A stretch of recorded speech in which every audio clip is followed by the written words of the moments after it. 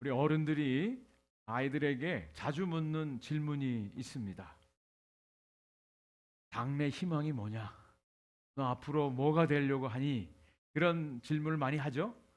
우리 어렸을 때 많이 듣고 자라지 않았습니까? 네. 그때 우리 보통 뭐라고 대답하죠? 대통령, 변호사, 검사, 판사, 의사, 사자는 다 했습니다. 근데 실제적으로 되는 사람은 그렇게 많지 않았던 것을 보게 됩니다. 그런데 역으로 이제는 젊은이들이 어른들에게 하는 질문이 있습니다. 그게 뭐냐면 장래 희망입니다. 장래 희망, future hope이 아니라 funeral hope, 장래 희망을 물어봅니다. 어떻게 이 세상 마무리하길 원합니까? 라고 하는 그런 질문이 되겠죠. 한국에 유명한 남매 듀엣 가수가 있습니다.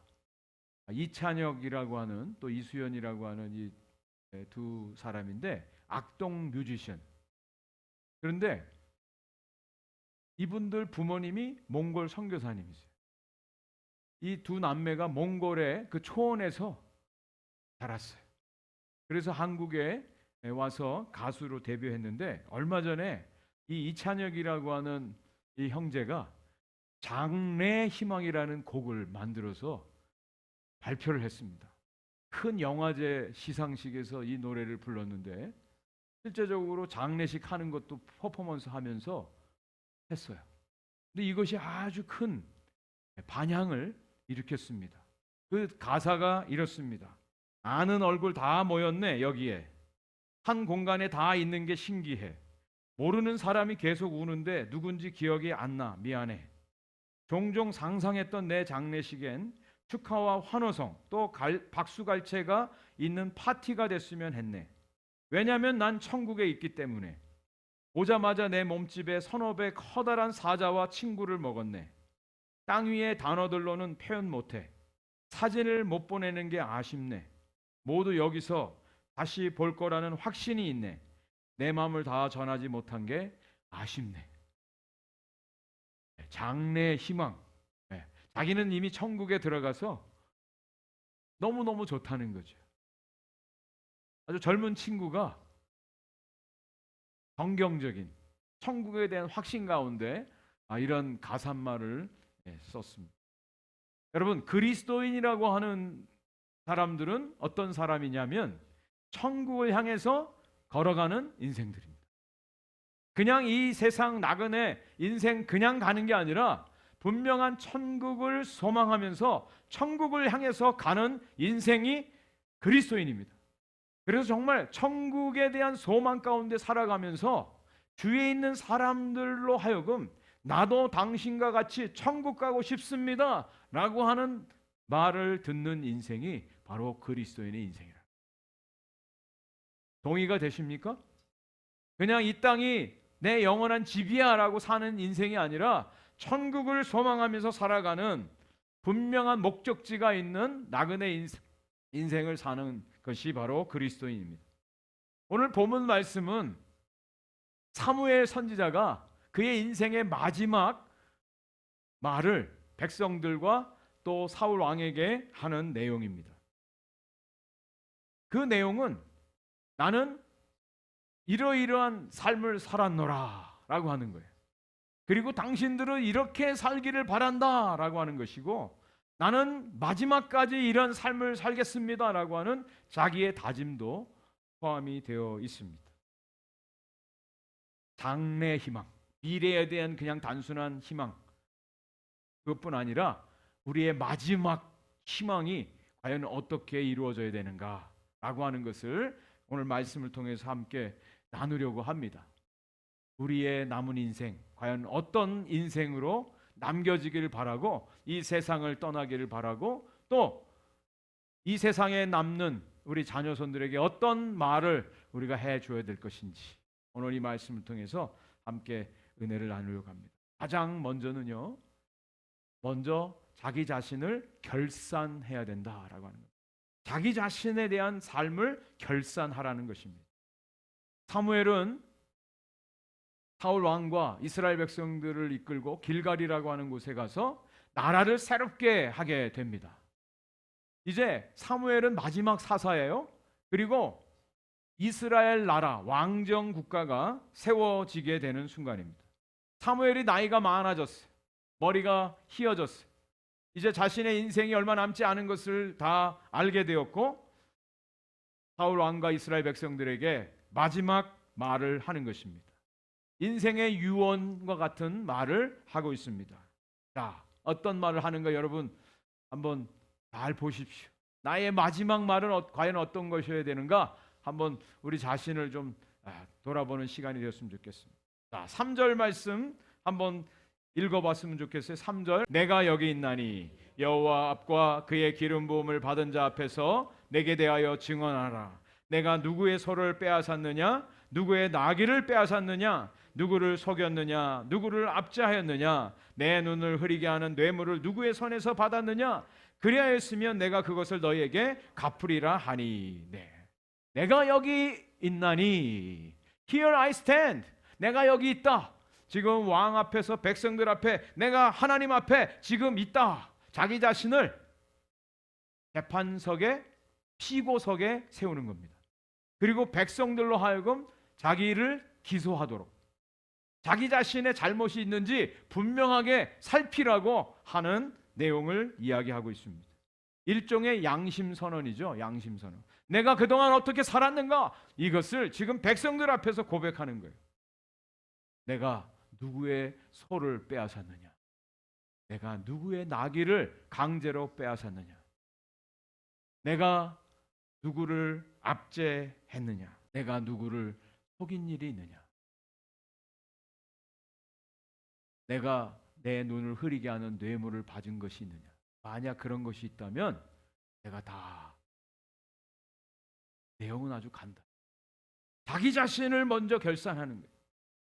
보통 사람들은요, 특별히 지도자의 위치에 있는 사람들은 자기 자신에 대한 것은 잘 얘기하지 않죠. 다른 사람들에 대해서 비판하고 판단하고 정죄하고 심판하는 일들을 상당히 많이 합니다. 왜 이렇게 잘못했어? 왜 이렇게 살았어? 남에 대해서는 상당히 지적하고 비판하고 판단하는 일들을 서슴없이 합니다. 그런데 나중에 밝혀지는 것을 보면 그 사람이 너무너무 부끄러운 일들을 많이 한 거예요. 속이고요, 빼앗고요, 뇌물을 받아 먹은 것이 너무너무 많아요. 그래서 부끄러워요. 그럼에도 불구하고 여전히 자기 자신은 지도자라고 내세우는 사람들이 얼마나 많은지 몰라요. 여러분, 우리 자신들은요, 특별히 우리 그리스도인들은 먼저 자기 자신들을 살피는 사람, 하나님 앞에서 먼저 자기 자신들을 살피고 결산할 준비를 해야 되는 존재가 바로 크리스찬입니다. 자신에 대해서는 너무나 너그러운 잣대를 대고, 또 다른 사람들에 대해서는 인색한 기준을 내세우는 세상에 속한 사람들이 아니라 먼저 우리 자신들이 정말 하나님 앞에 어떤 모습인가, 사람들 앞에 어떤 모습인가를 결산하는 그런 자세가 필요합니다. 자, 백성들이 사무엘의 말을 듣고 당신의 삶을 보니까 정말 다른 사람 빼앗은 게 없습니다. 속인 적 없습니다. 압제한 적 없습니다. 그렇게 백성들이 인정해 주었어요. 그리고 나서 사무엘이 5절에 이렇게 말합니다. 사무엘이 백성에게 이르되 너희가 내 손에서 아무것도 찾아낸 것이 없음을 여호와께서 너에게 대하여 증언하시며 그의 기름 부음을 받은 자도 오늘 증언하느니라 하니 그들이 이르되 그가 증언하시나이다 하니라. 예. 먼저는 하나님이 증언하신대. 하나님 앞에서 우리 자신이 어떤 모습이었는가 우리가 결산할 수 있어요. 그리고 왕도 증언한다고 말합니다. 그리고 백성들도 증언한다고 말해요. 우리는 하나님과 사람 앞에 온전하게 우리 자신이 어떠한 모습으로 살았는가 결산할 때가 분명히 옵니다.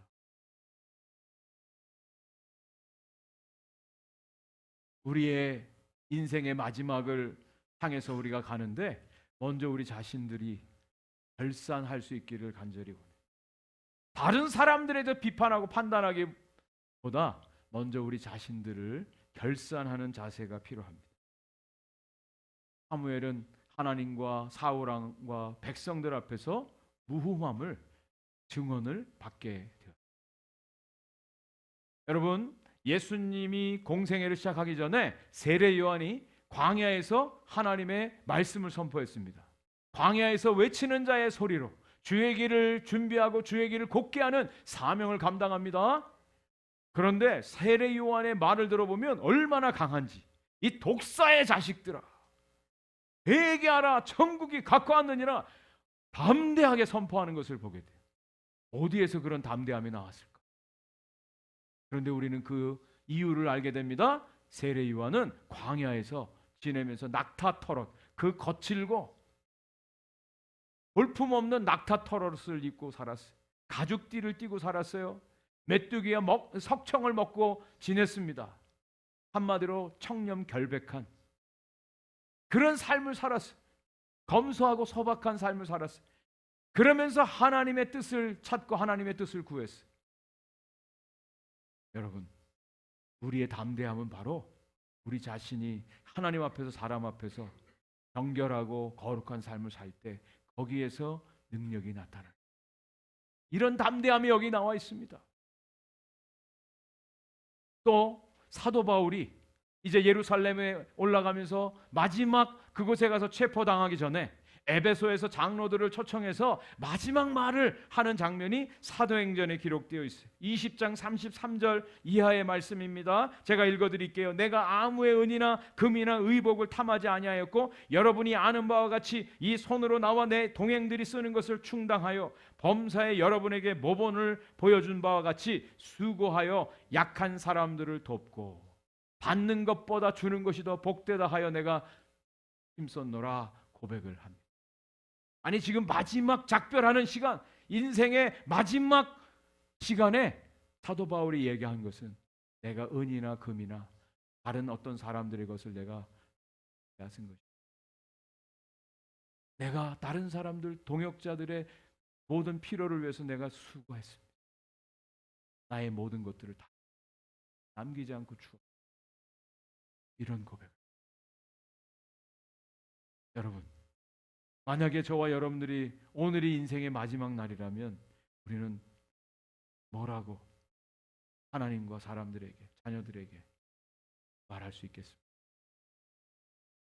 이런 정직함과 이런 성실함과 이런 진실함과 이런 정결함이 우리 가운데 있어지기를 원해요. 이것이 우리들의 장래의 희망이에요. 우리의 마지막 희망입니다. 윤동주 시인의 서시를 잘 아시죠? 죽는 날까지 한 점 부끄러움 없기를 잎새에 이는 바람에도 나는 괴로워했다.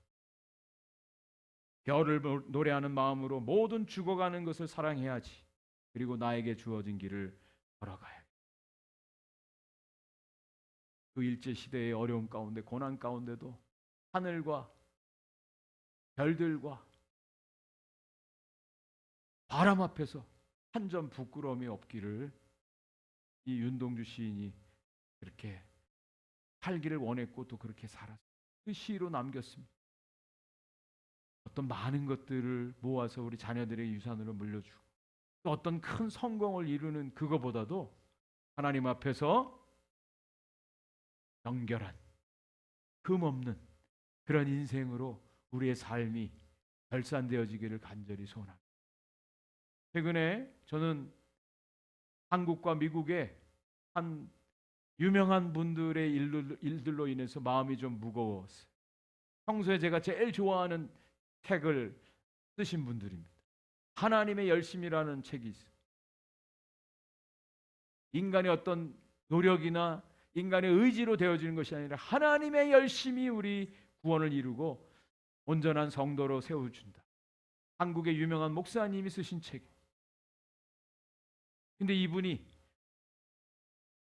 어떤 은퇴를 하는 과정에서 또 사회의 지탄이 되어지는 그런 일들이 벌어지고 있죠.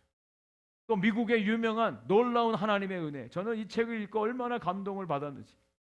야, 어떻게 이 사람이 이렇게 책을 잘 쓸 수 있을까?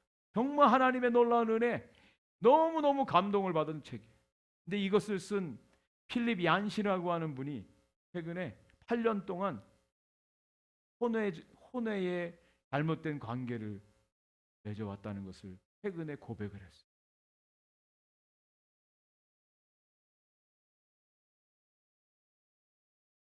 평생을 들어서 설교를 했고 평생을 들어 책을 써서 베스트셀러 작가가 됐는데 한순간에 무너졌어요. 다 무너졌어요.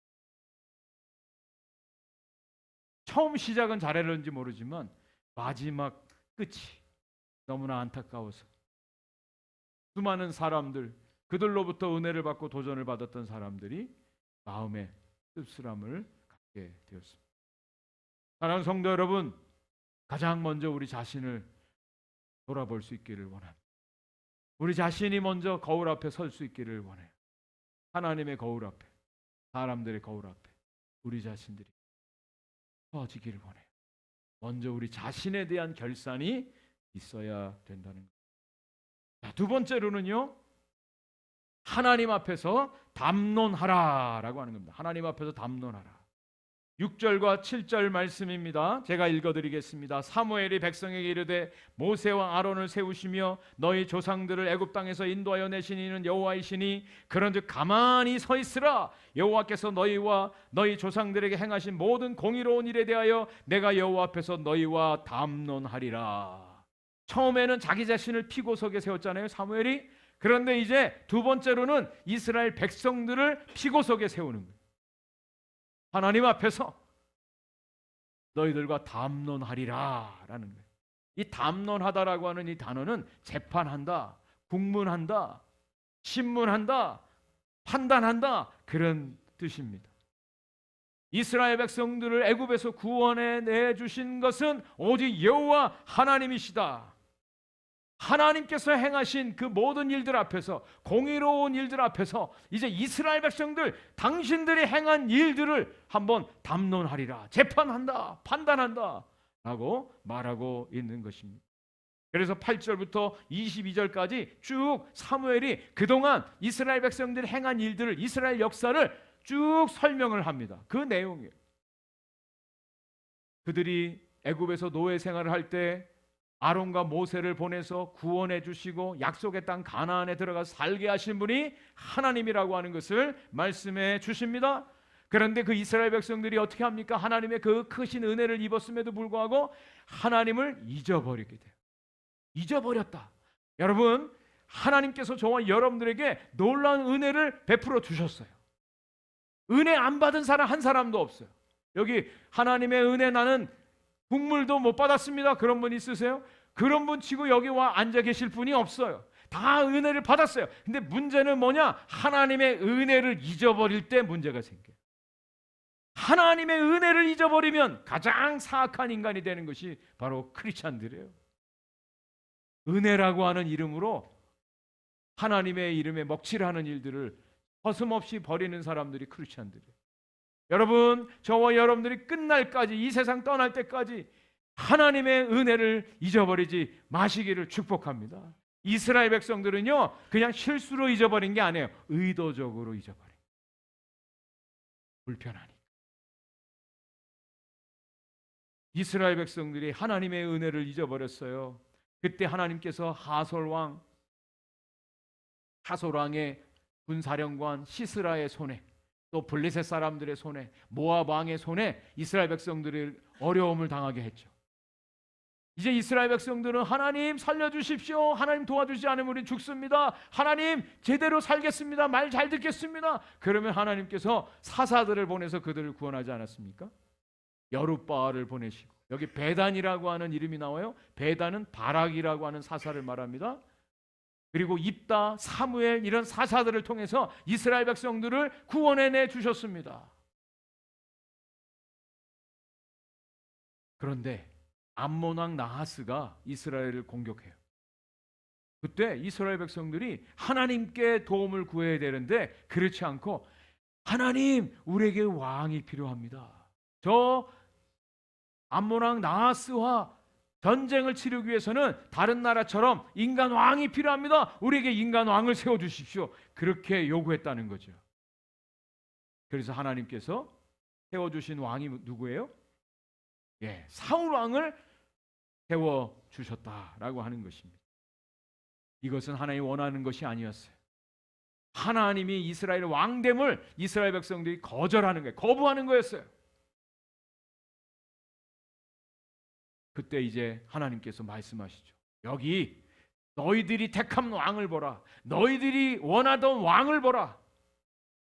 그러면서 모든 백성들이 하나님만을 온전히 섬기고 경외하고 하나님의 말씀을 잘 순종하면 좋겠지만, 그리고 너희들이 원하던 그 왕이 하나님의 뜻을 알고 순종하고 이스라엘 백성들을 하나님 뜻대로 잘 통치하면 좋겠지만, 만약에 그렇게 하지 아니하면 너희들이 심판을 받게 될 것이다. 하나님이 분명하게 경고하시는 것을 말씀하고 있습니다. 그러면서 사무엘이 이스라엘 백성들에게 책망을 하면서 하나님의 큰 일을 보라 라고 말합니다. 사무엘상 12장 16절에 너희는 이제 가만히 서서 여호와께서 너희 목전에서 행하시는 이 큰 일을 보라. 담대하게 선포하는 거예요. 이 큰 일이 뭘까요? 그때는요, 밀 베는 때입니다. 번개여야 돼요. 그래야 추수를 하죠. 4월에서 6월까지. 근데 하나님께서 이스라엘 백성들을 심판하는 의미에서 큰 우레와 비를 그들에게 쏟아 부어줘요. 비가 오는 때가 아닙니다. 근데 하나님의 심판으로 우레와 비를 내려서 이스라엘 백성들에게 심판하시는 하나님의 모습을 봐요. 이스라엘 백성들이 두려움에 떨기 시작했어요. 그래서 하나님 앞에 이렇게 기도합니다. 하나님, 우리가 모든 죄에 왕을 구하는 죄를 더했나이다. 이스라엘 백성들이 모든 죄 플러스 왕을 구하는 죄를 범했습니다. 이렇게 하나님 앞에. 여러분, 하나님께서는요, 오늘도 저와 여러분들의 왕이시기를 원하세요. 하나님만이 우리의 진정한 주가 되시기를 원하세요. 하나님 이외에 다른 어떤 것이 주가 된다든지 우리를 통치하는 왕이 될 때 하나님이 가장 싫어하세요. 그것을 경고하세요. 사무엘이 이스라엘 백성들에게 마지막 유언과 같은 메시지를 전합니다. 이것이 사무엘상 12장 20절부터 22절까지입니다. 아주 중요합니다. 우리 같이 한번 좀 길지만 읽어봤으면 좋겠습니다. 시작. 너희 두려워하지 말라. 너희가 과연 이 모든 악을 행하였으나 여호와를 따르는 데에서 돌아서지 말고 오직 너희의 마음을 다하여 여호와를 섬기라. 돌아서서 유익하게도 못하여 구원하지도 못하는 헛된 것을 따르지 말라. 그들은 헛되니라. 22절.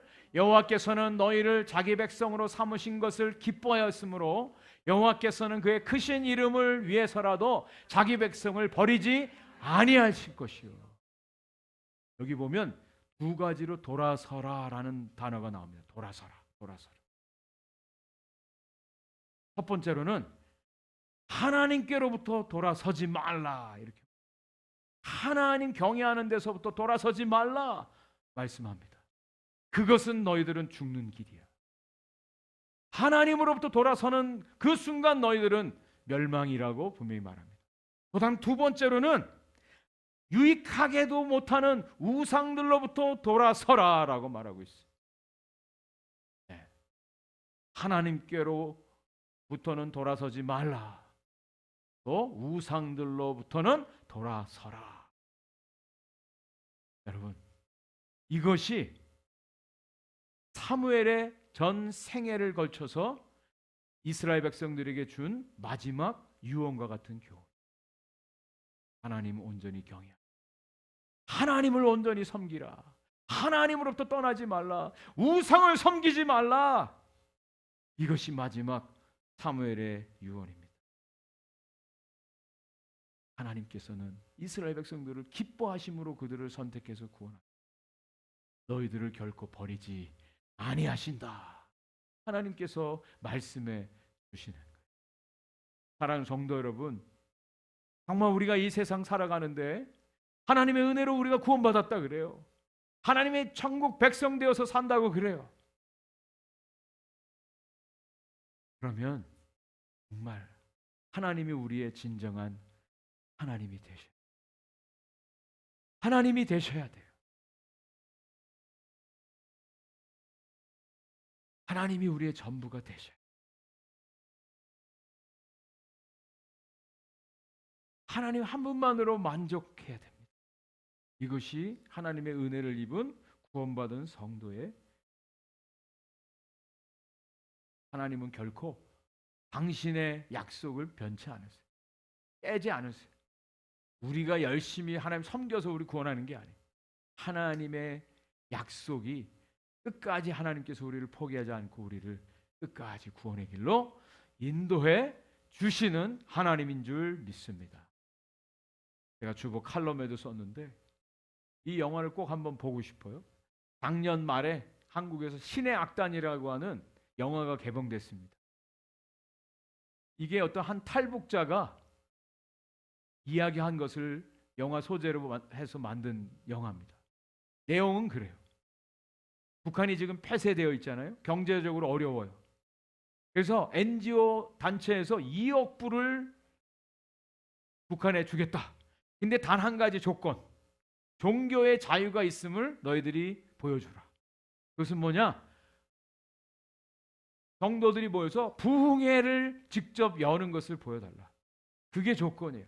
그래서 북한 공산당에서 특별히 보위부, 예수쟁이들을 잡아내서 처형하는 곳이 보위부거든요. 이 보위부에 가짜 악단을 만들어서 하나님을 찬양하게 하는 그 이 임무가 떨어졌어요.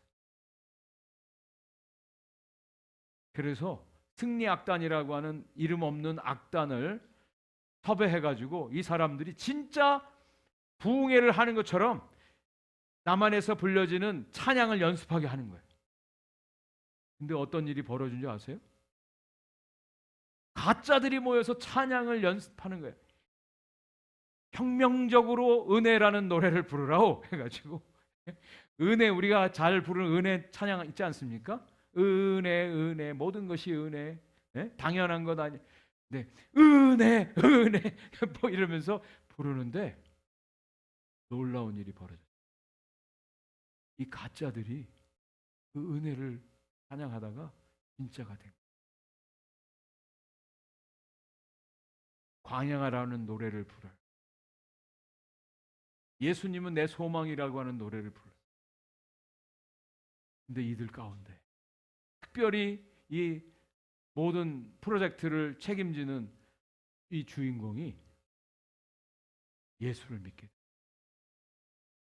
근데 저는 분명한 이건 영화입니다. 영화인데 충분히 가능성이 있는 영화라고 하는. 북한의 봉숙교회에서 지금 이루어지는 일들 여러분 아시잖아요? 공산당원들이 모이는 봉숙교회 예배 끝나고 나서 매 주일마다 성경책이 없어지는 거예요. 나중에 그걸 체크하는데 성경책을 못 가져가니까 이 성경책 한 장 한 장을 찢어서 가지고 주일날 예배 드릴 때 예배당 담벼락 밑에 사람들이 모여오는 거예요.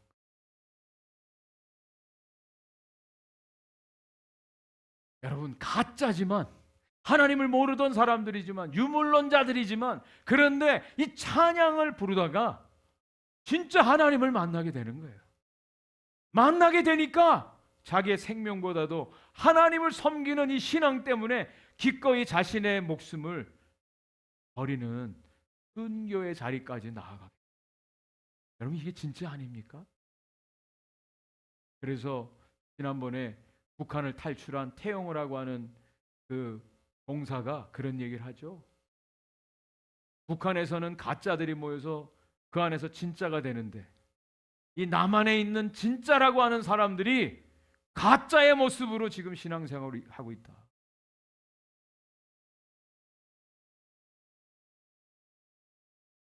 저와 여러분들이 정말 하나님만을 경외하는 하나님의 사람들이 되기를 축복합니다. 다른 어떤 것들이 우리의 하나님의 자리에 있지 않기를 간절히 소원합니다. 이것이 삶으로, 우리의 유언으로 우리 자녀들에게 증거되어지기를 원해요. 자, 마지막 세 번째, 마지막까지 주어진 사명을 다하는 것입니다. 마지막까지 주어진 사명을 다한다. 23절을 같이 한번 읽어보겠습니다. 시작. 나는 너희를 위하여 기도하기를 쉬는 죄를 여호와 앞에 결단코 범하지 아니하고 선하고 의로운 길을 너희에게 가르칠 것인지. 먼저 사무엘은 자기 자신을 결산하라고 얘기했습니다. 두 번째로는 이스라엘 백성들에게 하나님만을 경외하라고 말했습니다. 그리고 마지막 세 번째로는 나는 마지막 숨이 끊어지는 그날까지 기도를 쉬는 죄를 범치 선하고 의로운 하나님의 말씀을 마지막까지 내가 해야 할 일들을 이야기하고 있는 것입니다. 그 첫 번째가 기도를 쉬는 죄를 범하지 않겠다. 기도하겠다. 끝까지 기도하겠다는. 기도는 생명입니다. 기도는 영혼의 호흡입니다. 기도 안 하는 사람이 없겠죠. 그런데 정말 우리가 생명의 호흡으로 하나님 앞에 기도하는 이 기도의 사명은 누구라도 할 수 있어요. 누구나 해야 돼요. 내가 나이가 먹어서 몸이 아파서 봉사를 못하고 다른 일을 할 수 없다. 그런데 기도는 할 수 있지 않습니까? 기도하는 일을 할 수 있지 않아요? 마지막 숨이 끊어지는 그 마지막 호흡이 있는 그 순간까지 저 여러분들이 해야 될 일은 바로 이 기도하는 삶. 기도의 사명입니다. 기도의. 새벽마다 성도들 위해서 기도하는 기도. 또 우리가 매주 수요일마다 중보기도팀에서 300명이 넘는 수많은 사람들 위해서 매주일 목 놓아 기도하는 기도 사명. 나의 마지막 시간까지 이 기도하는 사명은 다하리라. 여러분, 지난 금요일 날 금요 기도회 때 우리 성도님들 그 어머니에 대해서 같이 이렇게 좀 나누는 시간이 좀 있었는데요. 우리 어머니들이 기억들이 다 기도하는 어머니들. 가장 최근에 소천하신 우리 최정선 권사님, 이옥경 권사님 어머니, 아침이나 저녁이나 방문 열어보면 무릎 꿇어 기도하는 그 어머니의 모습이 제일 많이 생각난다고 그러시죠. 우리 진조와 권사님 새벽마다 자전거 타고 다니면서 자식들 집집마다 다니면서 그 자녀들을 위해서 기도하셨던 기도의 어머니시죠. 김수경 권사님 105세 사시도록 양로병원에서 아무것도 할 수 없지만 자식들 위해서 기도하시고 기도의 모습을 보여주셨어요. 우리 오철세 권사님 늘 기도하는 기도의 무릎으로 기도의 본을 보여주신 권사님. 여러분, 무엇으로 여러분 자녀들의 유산을 남겨주시겠습니까? 우리가 할 것은 기도밖에 없어요. 우리 자녀들 위해서 기도하는, 생명 걸고 기도해야 돼. 기도해. 그리고 선하고 의로운 길을 가르치리라. 이건 단순히 말씀만 가르치는 게 아니에요. 삶으로 가르친 것을 말해요. 삶으로 보여준 것을 말해요. 내 삶이 다하는 그날까지 우리 자녀들을 위해서 기도하고 우리 자녀들에게 선하고 의로운 일을 내가 가르치리라. 이 결단이 저와 여러분들 가운데 있기를 간절히 축복합니다. 사무엘은 그래서 마지막으로 이렇게 또 권면합니다. 24절 25절 말씀입니다. 너희는 여호와께서 너희를 위하여 행하신 그 큰 일을 생각하여 오직 그를 경외하며 너희의 마음을 다하여 진실이 섬기라. 만일 너희가 여전히 악을 행하면 너희와 너희 왕이 다 멸망하리라. 하나님만 경외하고 살아. 하나님만 붙들어야 돼. 이것이 너희들의 생명의 길이야. 만약 하나님 떠나면 너희들은 멸망해. 이것이 사무엘의 마지막 남긴 말이에요. 여러분들이 정말 우리 자녀들에게, 우리를 아는 많은 사람들에게 이 땅에 남길 마지막 말로 이 말씀이 던져지기를 간절히.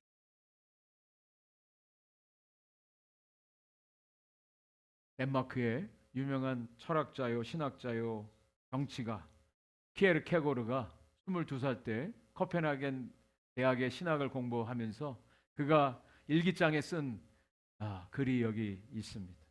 온 천하가 다 무너지더라도 내가 이것만은 꼭 붙들고 놓을 수가 없다. 내가 이것을 위해 살고 이것을 위해 죽을 수 있는 나의 사명을 발견해야 된다.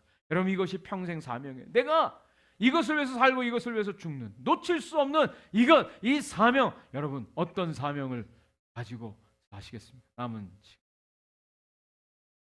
이 사명 붙들고 하는 거예요.